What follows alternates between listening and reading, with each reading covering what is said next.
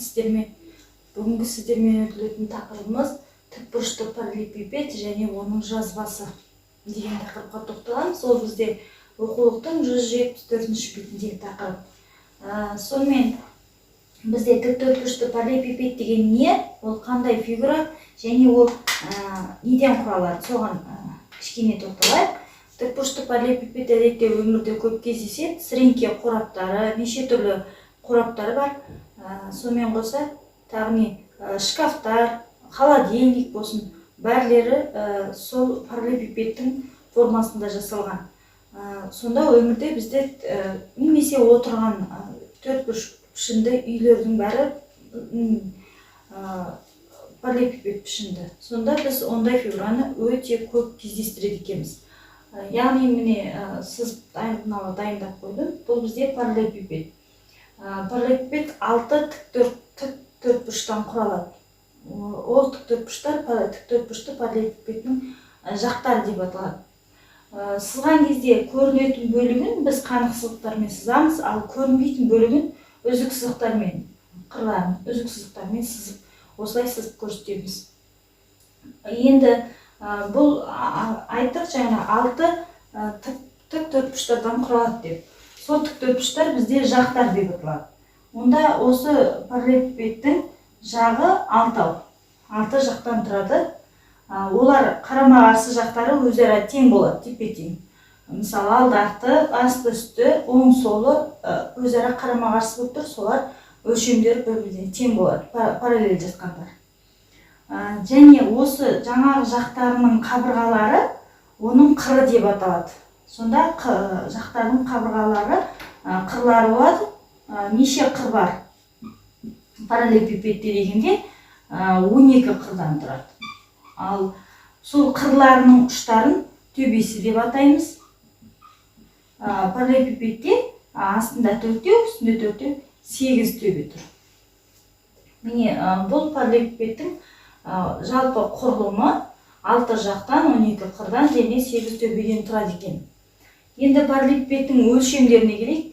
Өлшемдері біз білетін, жаңа айттық, астында жатқан бөлігі табаны бізде тіктөртбұрыш деп. Тіктөртбұрыш білеміз, ол ұзындықтан және енінен тұрады. А, Б деп алатынбыз, көбінде ұзындығы ені. Енді соған не қосылды? Оған бізге биіктік қосылды. Оны H деп аламыз. Немесе С деп алуға болады. С деп ала берейін әзірге. Немесе биіктік жарайды H-пен қалсын. Сонда міне 3 өлшемнен тұрады екен параллелепипед. Ұзындығы, ені және биіктігімен тұрады екен. Ал параллелепипедтің жазбасы дейді. Яғни жаңағы параллелепипедті біз бір қырынан алып, ақырындап біз кесіп, қиып алған кездегі жазбасы міне мынадай. Мынау көрініп тұрған алды, арты бір-біріне тең. Сонымен қоса оң солы және астыңғы үстіңгі табандары міне бөлігімен қалды. Қиып алған кезде мынау табаны мына жерде де тұруы мүмкін, немесе мына табаны мына бөлікте де тұруы мүмкін. Ол қиюға байланысты. Енді осындай жазбаны қайтадан құрастырып, біз қайтадан коробкалар жасай аламыз. Тек қана үй жағдайында жасағанда біз қағаздан жасаймыз ғой, сол кезде біз жапсыратын бөлікті ескеру керекпіз. Яғни мынаның бір бөлігімен мына жақ қырын, мына жақ қырынан ба, сондай жабысатын, желіммен жабыстыратын жақты кішкене артық бөлік алып қап, бүктеу арқылы желімдеп қайтадан біз тікбұрышты параллелепипед құрастыра алады екенбіз. Енді жаңағы өлшемдерін білгеннен кейін тікбұрышты параллелепипедтің бетінің ауданы деген бар. Есептер барысында кездеседі. Ол бетінің ауданы деген тікбұрышты параллелепипедте 6 жақ бар деді. Сонда 6 жақтың ауданын сұрап тұр дейміз. Және көлемін сұрайды. Соған байланысты қандай формулалар бар екен көрейік. Ең бірінші бетінің ауданы болса, міне мынау бізде А, Б. Онда осы бір бізге қарап тұрған бетінің ауданы А мен Б-ның көбейтіндісі, сондайдан 2 бар. Ал бізде тағы да мына жерде H болған, мынау H ені мен көбейтіндісі Б мен міне шатастырдым. Мынаны H деп алдық. Қазір. Бұл бізде ұзындық А, ал мынау H, мына жер Б. Сонда осы ауданды табу үшін А мен H-ты көбейтеміз. Ал мына бөліктің ауданын табу үшін H пен B-ны көбейтеміз. Ал мынау кішкентай бөліктің ауданын табу үшін біз А мен B-ны көбейтеміз. Міне осылай олардан 2-2-ден. Сонда бүйір бетінің ауданы деген сөз S, BB деп қояйын. Бүйір бетінің ауданы ол 2 еселенген А-ға B-ны көбейтеміз, табанның ауданы. Оған қосамыз, бізге қарап тұрған бетінің ауданы А-ға H-ты көбейтеміз, AH. Оған бір жақ бүйірінің ауданы BH.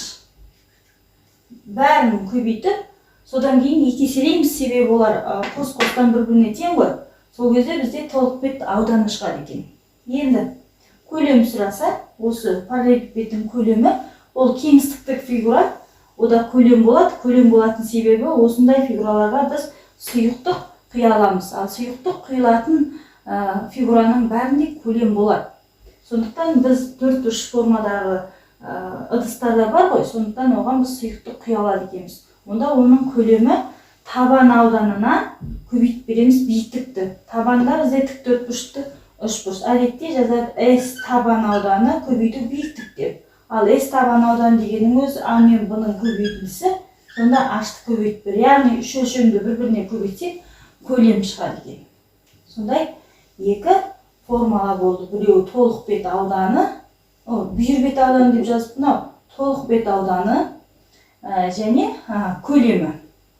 Толық бет деп тұрған себебі барлығы алты жағында алып аудандарын таптық деген сөз. Келесі. Енді бұл бізде тікбұрышты параллелепипед туралы айтып жатырмыз. Енді соның дербес түрі бар. Яғни барлық өлшемдер тең болатын тікбұрышты параллелепипедті біз куб деп атаймыз. Текше деп айтады. Ол деген сөз ұзындығы да, ені де, биіктігі де барлығы тең болады бір өлшемді. Сондықтан бәрін А деп аламыз үш өлшемінде. Бұл бізде куб. Кубта да жаңағы параллелепипедтің дербес түрі болғандықтан ол 6 квадраттан тұрады. Жақтарының бәрі квадрат. Квадрат бізде 6. Қырлары 12, бұрынғыдай төбелері 8. Өлшемі жаңағы бірдей болғандықтан барлық өлшемі А мен алды. Ондай болса квадраттың көлемін табу деген сөз А-ның өз-өзіне 3 рет көбейту деген сөз. Көлем А куб болады. Ал толық бет ауданы ТБ деп алайын, толық бет ауданы деген сөз. Толық бет ауданы 6 квадрат болғандықтан 1 квадраттың ауданы тапсақ жеткілікті, соны 6 еселей саламыз. Сонда 1 квадраттың ауданы әдетте А квадрат болатын, сондайдан 6-ауы бар деген сөз. Сонда бұл көлем мен толық бет ауданының формуласы. Бүйір бет ауданы деп те тұрады. Осылай жаңағы есептер барысында формула керек болса қолданамыз. Ал бұның жазбасына келейік. Квадраттың жазбасы міне 6 бірдей өлшемді белгілі бір ретпен орналасқан осындай квадраттың жазбасын, квадраттардан тұратын жазбаны біз квадраттың жазбасы деп атайды екенбіз. Мынау жоғарыдағы тікбұрышты параллелепипедтің жазбасы. Біз осыдан керісінше қайтадан осы квадраттың өзін құрастыра аламыз. Ал бізге былай айтса, мынау боялған бөлігі квадраттың төбесі болсын. Сол бойынша біз квадратты құрастыр десе, онда өзіміз көзбен не істейміз? Көзбен осы боялған бөлікті жоғары қарай тарттым деп ойлаймыз өзіңе қарай. Сол кезде аналар барып бүктеліп квадрат құрастырылады. Солай кеңістіктерін көзбен ойлай біліп, елестете біліп, ары қарай істеуге болады. Оны міндетті түрде қағазда қиып алып, сол бойынша бүктеп көру керек па дегенде жоқ. Олай міндетті түрде емес. Егер жоқ көзіміз жеткіземін десеңіз, онда істеп көруіңізге болады. Бүгінгі